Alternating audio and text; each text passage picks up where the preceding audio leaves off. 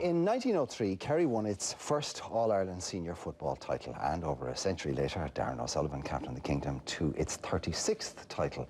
Now, Kerry radio broadcaster Weeshie Fogarty has documented the triumphs and misses of Kerry's journey, Kerry's numerous journeys to Croke Park, not just one. Joining us to discuss the passion, the raw emotion and the enormous part that Sam has played in the lives of the people connected to the various Kerry teams is Weeshie Fogarty and this winning captain Darren O'Sullivan. But first, let's take a look at what the oldest living captain, Gus Cremins, had to say in the documentary. He didn't want me on the team, and I make out that only for Joe Barrett we wouldn't have won that All-Ireland, because Joe Barrett insisted that I'd be on the team. He made a show because I wasn't on it, and at least 6 times he had me shoved into the field before I was eventually put on. Yes, yeah. And I got the winning point. Excitement runs high as the crowd surges on the field. You didn't go up to receive the cup with Paddy Kennedy? I was taking shoulder higher around the field. Right. And I didn't see the cup being presented at all. Right. Were you disappointed, Gus, after not receiving the cup? I came home before the team.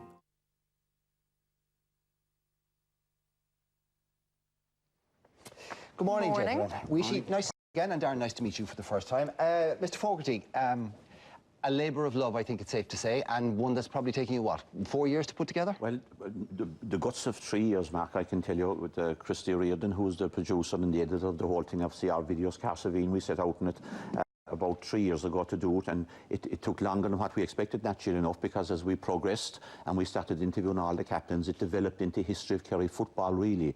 And the further we went and the more stories we uncovered, it was absolutely fascinating.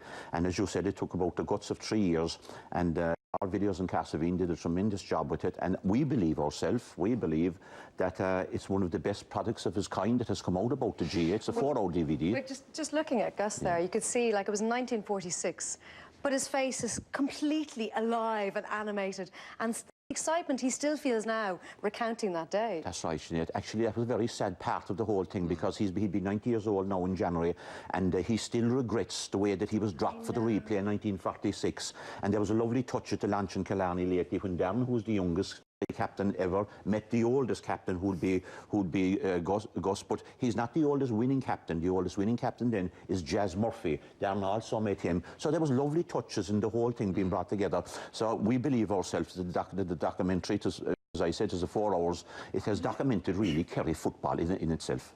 I mean, in terms of our domestic sport, which would be Gaelic football and hurling, like there's 3 counties that stand head and shoulders above everybody else because they've just won more than anybody else. Kerry, obviously, in the football, and there's Cork and Kilkenny in hurling.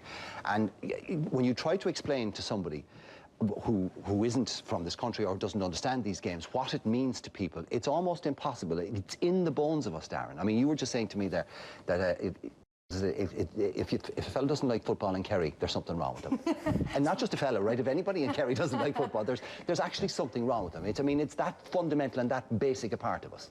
Oh, it is to something like down in Kerry. You grow up watching football from the first moment you can kick a ball, you're playing, like, you're out watching it, so you're growing up watching these players winning, so it becomes part of you and it becomes part of everything. But you know what, you've grown up watching soccer, I've grown up watching soccer and loads of sports, right, but they don't mean the same to us as these. So, I mean, it's an impossible question to ask you. Can you put your finger on what it is about football? I mean, if you didn't have football in your life, what would be missing? Everything, I suppose. Sure, I don't know myself now the last few months now without football, like, so I suppose it's just because these are normal people, they're people in your own community, people that you can actually talk to, go up. Do you think you wouldn't be complete as a person without it? Do you think that it is that fundamental to your nature and the character and the man you become? Oh, it is, of course, sure. I've grown up with it, like, you know, went in with Kerry at a young age, 18, like, and kind of grew up, really matured with most of the lads. So to win it then, Darren, was that something you've been dreaming of since you were wee high? Like, was it really that day when you were stood up there, you took sound, was that the day that you were like, this is it, this is the day I want to remember forever, for all eternity? Yeah, it was. It was obviously great, like, but being honest, it's not something you dream of, because being from a small club like Glenbeigh, you know, you don't actually, you'd be dreaming of playing for him, but getting the opportunity to captain him, it wasn't something that I actually expected to happen. So obviously it was something special, but at 22 years of age, I didn't want it to be the pinnacle. Like, hopefully there'll be other days ahead. This is the first of many. The first well, you of wouldn't many. be the first Kerry man to say that, and more importantly, you wouldn't be the first Kerry man to actually do it. I was just wondering what it was like meeting like Gus and meeting the older guys. I mean, is it like a universal language as soon as you start talking to them about the game? Is it the game the same as the game they played? I think there's a few changes, but the basics are still there. The same will to win, I suppose, still there. Passion for it. Yeah, like the first thing Gus said to me, it wasn't hello, it was he wanted to see me playing wing back next year, which I thought was really funny, like, since I've never played back there. But he made a couple of good points about it, but it's just interesting, like, you know, watching that and just seeing how much it means to him. Like it was so long ago now, but we've gone through the exact same emotions and same feelings, so it's very interesting to watch that. There is, I mean, all human life is there in that game, Weeshie, isn't it? It is indeed, yeah, and it's all portrayed in the DVD, Mark, because from the very first Captain 1903, we shot about 100 hours of film, and we did about over 200 interviews. So Christy Reardon had a lot of editing to do in it with his son,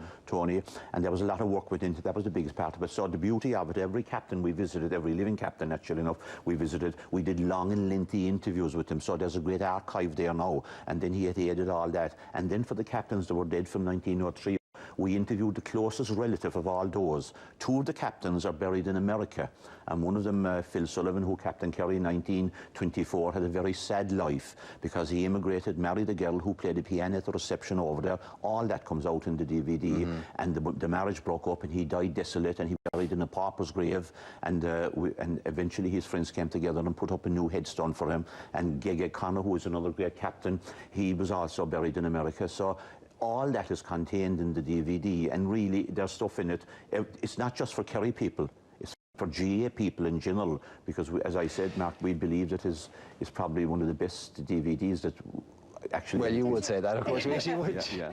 I mean, you think you would know everything there is to know about the game by now, but did you discover anything yourself about the game, or people who play it, that you hadn't realised before doing this? Well, what I discovered, Sinead, and what clarified something for me was about the fierce underlying passion and love that was for Kerry football everywhere. And we set out to do a personal portrait of every single captain, and we sat down behind, and he's overlooking Glenbeigh Beach and Glenbeigh, and we spoke to him, and his homecoming is in it. So you have all the Kerry captains and the homecoming, and what I discovered is the tremendous love from the oldest person alive right up to the youngest, that fierce drive and determination.